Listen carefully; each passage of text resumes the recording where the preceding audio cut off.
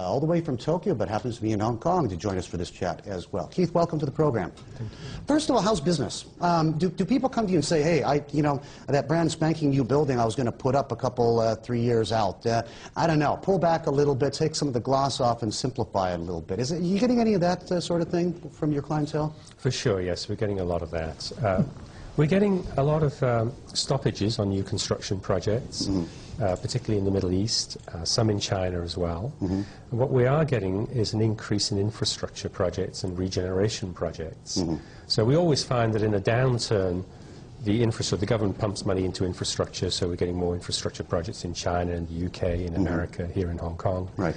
And we're getting less new build projects. Okay, so in other words, all this stuff like stimulus, all these government hand-me-down programs to create jobs and create construction work, bridges, toll roads, Y-shaped bridges to Macau from Hong Kong, that sort of stuff. This is where the action is right now. This is really where your teams are spending most of their time, not on funky buildings or new restaurants or that sort of thing, but things that it's government or federally mandated type of spending. Would that be correct? It's both government and regeneration. So we do have a lot of government work. In fact, we've changed from about 70% new build to 70% infrastructure, governmental infrastructure work. But also our regeneration work goes up from about 20% up to about 30%, 40%. Right. And a couple of the little pie chart we just made up just to illustrate. So new builds, as recently as a couple of years ago, really made up the bulk of the kind of billings which Aedas put out. That's been turned upside down on its head with the new figures there. We're talking about the mix of business on an annual basis, or these projects which you do are not on an annual basis. So where's the trend going? To even more green on the infrastructure side over the next 3 years or so, while a lot of these stimulus programs work themselves through? No, I'd say that's where we are now for the next 2 or 3 years. As you rightly say, that projects last for about 3 years normally. So what we're looking at there is the condition of Aedas right now. This is what we're looking forward to for the next 3 years. We've already carried out the re-engineering of the company to move into infrastructure and regeneration. What we do find is that a lot of landlords are loath to redevelop at this point in time. So they'll look at their old building stock and see how can we get extra value out of the old. And that's exactly what we're looking at in a lot of these cases. I think we were looking at the landmark there. Prince's building was getting a little bit long in the tooth many years ago, and then you went in and kind of gave them a nice facelift, and that wasn't even tearing a building down like they did with the they're doing with the Ritz-Carlton. I mean, it looks brand new. It feels like a 3 or 4 year old building, which it really is. In a sense, what happens then in this case? Does your profitability go down? Do the budgets come down with what you have to work with, or do you just have to change direction a little bit? We just change direction. In a refit of a building like Prince's building, and Prince's building has been refitted 3 times now. 3 times? 3 times. It was originally, the podium of Prince's building was originally banking premises, and then it moved in the early 80s into a shopping centre, and it was refitted by us again in the mid-90s.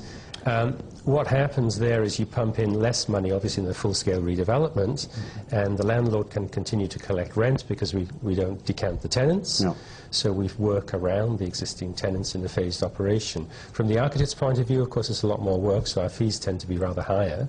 So whilst we're spending less construction money, we're actually maintaining at the same size of workforce. Have you seen this sort of thing, Ed, where you live? Because you live and work in Tokyo. In Japan, times are back to some sort of, it's almost a depression mentality right now. What's happening? I mean, is there a lot more pile driving? Is there a lot more infrastructure build out? How would you describe the sort of the environment around you as somebody who calls Tokyo home? There are cranes everywhere in Japan right now, and there have been for the last couple of years. There's been a tremendous build, mostly because there was such a lack of build. During the last decade, I mean, projects just sort of stopped. New growth, new building stopped. So they're a little bit behind as far as that's concerned. What I'm really curious to see is what happens if we have the great collapse. You talk about projects that are midway done and people run out of money to pay for them. I remember going to Thailand in 98, 99, and I was just in Dubai 2-3 weeks ago. Boom, midway done building, everybody's gone, no more financing, and that's a real problem, because my understanding is you eventually have to just tear that building down. A halfay done building does nobody any good. It's actually going to cost society even more. Is that a problem, Keith? I mean, is that some of the mothballed projects? How are you going to reckon with those? Mothballed projects you need to mothball them properly, and then you can regenerate them, restart them when the time is right. And they may not be quite what you designed in the first instance. So change direction halfway? Slightly change what it might be. So an office building might be converted into a hotel or residential and so on and so forth. But mothballing doesn't mean that the building has to be torn down when the time is ripe to re-enter that building. And is there more of that? I mean, the history in places like Hong Kong was just tear it down and rebuild, because they didn't build high enough anyway, and the structure can't support that. It costs a lot of money to demolish something for a couple of years and then do it all over again. We're going to see more of a gentrification, more kind of the rejuvenation, I guess is the buzzword we're using today. Is that going to be a theme for the next generation? I think it'll be a theme for the next few years. Okay. Because developers do not want to spend a huge amount of money building a new building right now, and certainly Dubai will not be spending any money building new buildings for some years. Let them sort their problems out. Yeah, they've got a bit of work to do. But Abu Dhabi and Doha is doing very well, so there's a balance there as well. Okay, Keith, Ed, we're going to continue this chat in a little bit. We're going to tell you more about the book and what they're trying to do, and we'll talk about more of the beautiful things in life. God knows we spend enough time on the ugly.